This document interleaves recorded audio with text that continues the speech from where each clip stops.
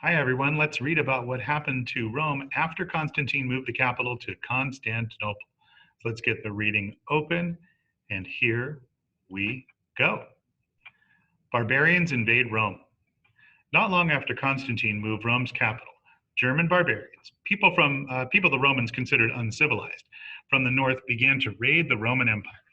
As you've already read, barbarian tribes had settled along the empire's northern borders in the 200s. For more than 100 years, these tribes mostly stayed out of Roman territory. Late the 300s, though, the barbarians began raiding deep into the heart of the empire. Early invasions. The source of these raids was a new group of people who moved into Europe called the Huns. They were fierce warriors from Central Asia. As you can see on the map on the next page, the Huns invaded southeastern Europe. From there, they launched raids on nearby kingdoms. Among the victims of these raids were several groups of people called Goths. The Goths could not defeat the Huns in battle. As the Huns continued to raid their territories, the Goths fled, trapped between the Huns and Rome. They had nowhere to go but into Roman territory. Rome's leaders were afraid that the Goths would destroy Roman land and property. To stop this destruction, the emperors fought to keep the Goths out of Roman lands. In the east, the armies were largely successful. They forced the Goths to move farther west. As a result, however, the Western armies were defeated by the Goths, who moved into Roman territory. And let's take a look at this for just a second with the big map behind me. So here's Rome in the 300s, about the year 350. And of course, we have the western part and the eastern part over here. These people were unpredicted. These people called the Huns. And actually, historians, we don't know much about them. We know one of their famous leaders was called Attila, and they were very fierce warriors who rode on horseback. Many people believe that these were sort of the ancestors of the Mongols. But this was about in the 400s. The Mongols didn't happen until the 1100s. So we got about a 700-year difference.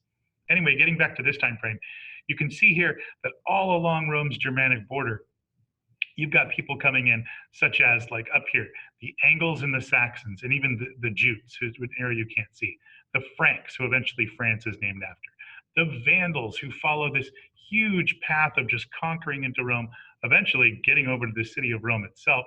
It's actually where the term vandalism comes from. We've got two different groups of Goths.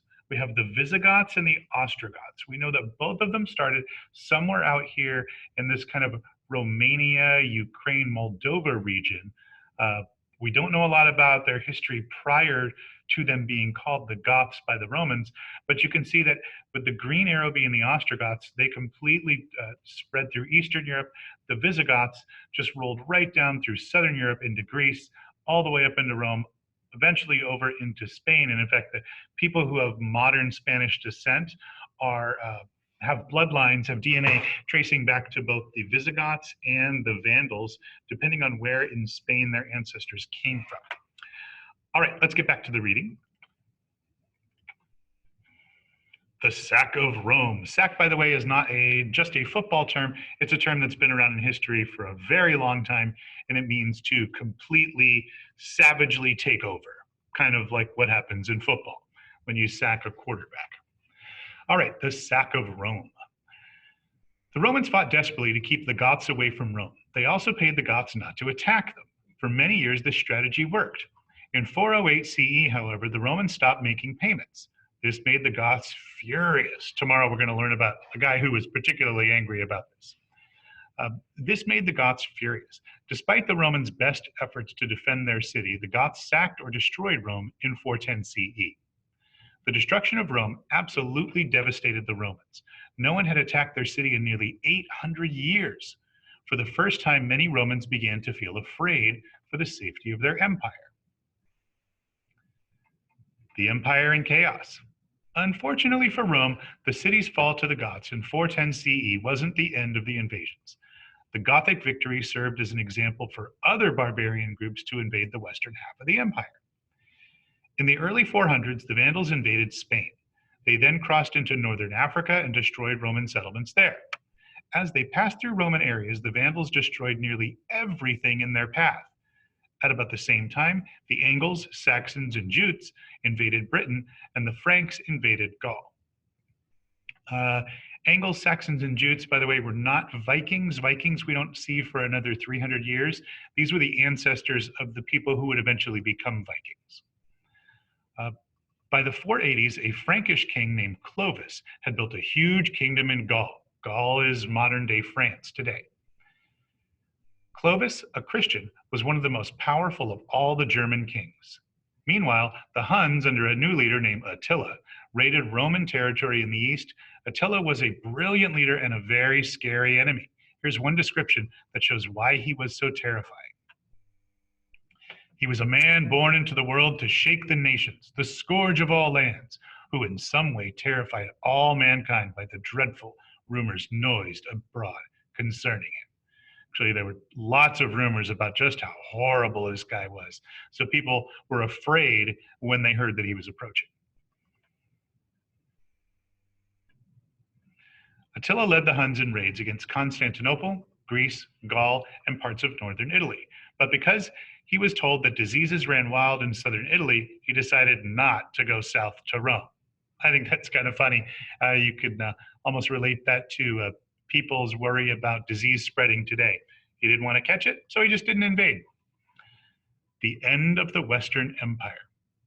Rome needed strong leaders to survive these constant attacks, but the emperors of the 400s were weak. As attacks on Rome's borders increased, military leaders took power away from the emperors. By the 450s, military leaders ruled Rome. Unfortunately for Rome, most of these military leaders were too busy fighting among themselves to protect the empire. Barbarian leaders took advantage of this situation and invaded Rome. In 476, a barbarian general overthrew the last emperor in Rome and named himself King of Italy. Many historians consider this event the end of the Western Empire end of the Western Roman Empire. Factors in Rome's fall. There were many causes for the decline of Rome, including barbarian invasions, corruption of government officials, inflation, and a weakening economy, and the power of the military to make and remove emperors. One cause of Rome's decline was the vast size of the empire. In some ways, Rome had simply grown too big to govern.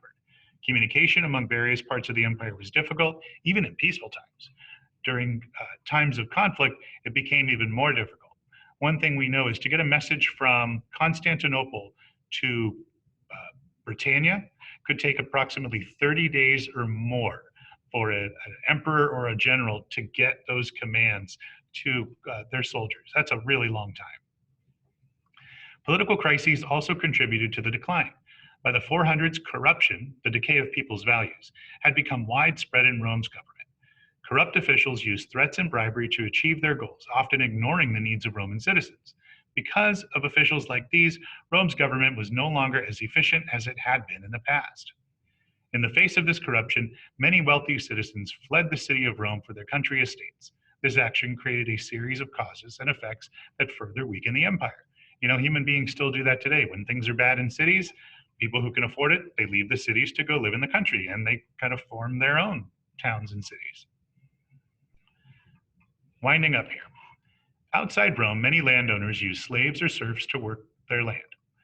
To protect their estates and their wealth, many landowners created their own armies. Ambitious landowners used these personal armies to overthrow emperors and take power for themselves. Those type of landowners we call warlords. As wealthy citizens abandoned Rome and other cities, city life became more difficult for those who remained. Rome's population decreased and schools closed. At the same time, taxes and prices soared, leaving more and more Romans poor. By the end of the 400s, Rome was no longer the city it had once been. As it changed, the empire slowly collapsed around it. Summary and preview. By the early 500s, Rome no longer ruled Western Europe, but as you will read soon, the empire continued in the East to prosper for several hundred years. Thanks for reading along with me. Take care.